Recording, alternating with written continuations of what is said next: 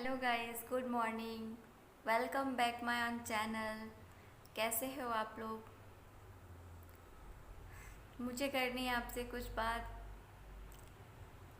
मैंने आज देखा न्यूज़ में कि अभी तो सेकंड वेव पूरी तरह से गया भी नहीं है और लॉकडाउन ओपन भी नहीं हुआ है अभी, कि फिर अब तीसरा स्टेज शुरू होने को आ गया कोरोना वायरस का। बच्चे इन्फेक्टेड होने शुरू हो चुके हैं। राजस्थान में शुरू हो चुका है। 341 अप्रॉक्सीमेट बच्चे वहाँ पे मिले हैं पॉजिटिव कोविड से। अब बताइए क्या किया जाए? White fungus, black fungus, Covid Covid में भी इतनी सारी वैरायटी। अरे बच्चे तो कैसे बचे? इंसान कहाँ जाए, क्या करे?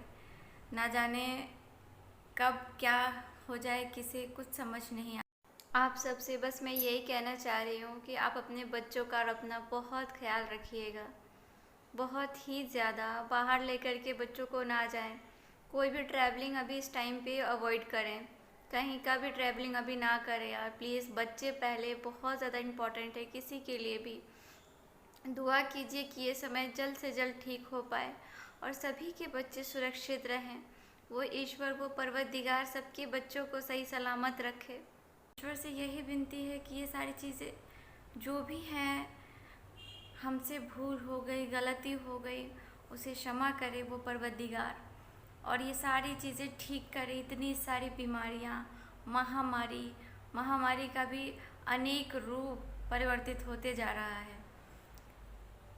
हम सिर्फ और सिर्फ बस इतना ही कर सकते हैं कि देख सकते हैं, ठीक नहीं कर सकते हैं। ठीक करना केवल उस परवरदिगार के हाथ में है। उससे हम प्रार्थना ही कर सकते हैं कि हे प्रभु, सब चीज़ ठीक कीजिए, और ठीक करना उन्हीं के हाथों में है और वो ज़रूर ठीक करेंगे।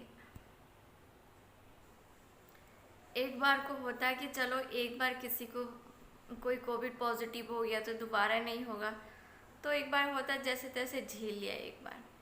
ऐसा कुछ है ही नहीं इसमें कि अगर एक बार किसी को कुछ हो जाए, पॉजिटिव हो जाए बंदा, तो वो दोबारा नहीं इन्फेक्टेड हो सकता। कुछ महीनों बाद वो दोबारा हो जा रहा है।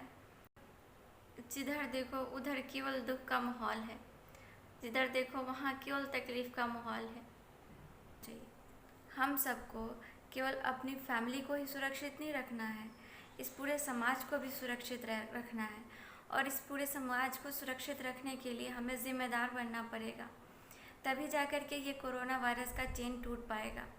ज़िम्मेदार होंगे तभी सारी चीज़ें ठीक होंगी, वरना यूं ही रोते रह जाएंगे। ना जाने ये साल कब तक बढ़ती रहेगी, दर साल ये बीमारियाँ, और हम सोचेंगे कि क्यों नहीं ठीक हो रहा। हर इंसान जब तक ज़िम्मेदार नहीं होगा तब तक मुश्किल है सारी चीज़ें सुधरनी। ज़िम्मेदार बनिए, उस ईश्वर से प्रार्थना कीजिए। बस मेरी तो यही विनती है आप सबसे भी, उन ईश्वर से भी, उस प्रभु से भी, कि सारी चीज़ें ठीक करें। कि हम दिखाते तो हैं कि हमारे में यूनिटी बहुत है, पर रियल थिंग इज़ यूनिटी का नाम बिल्कुल ज़ीरो है। यूनिटी अगर होता, एकता होती, एक दूसरे को समझने की शक्ति होती ना, तो शायद ये वायरस इतना फैलता ही नहीं लोगों तक, एक दूसरे तक। मानती हूँ कि जानबूझ करके कोई भी वायरस एक दूसरे तक नहीं पहुँचाएगा, लेकिन एक बात बताइए, इतना सब कुछ होने के बाद भी ऐसे वक्त में अगर कोई इंसान बिना मास्क का दिखे तो आप क्या कहेंगे उसे? बताइए।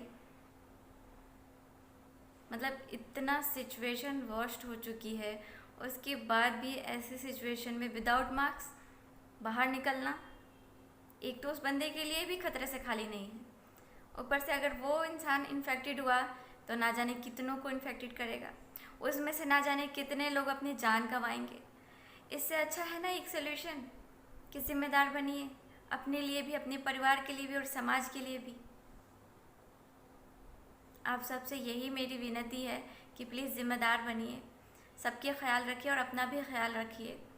और कुछ बुरा लगे तो माफ़ कीजिएगा, लेकिन मेरी सिर्फ यही उम्मीद है आप सबसे, और मुझे भी अपने आप से भी यही आशा है कि सबका ख्याल रखते हुए चला जाए, अपना भी ख्याल रखा जाए।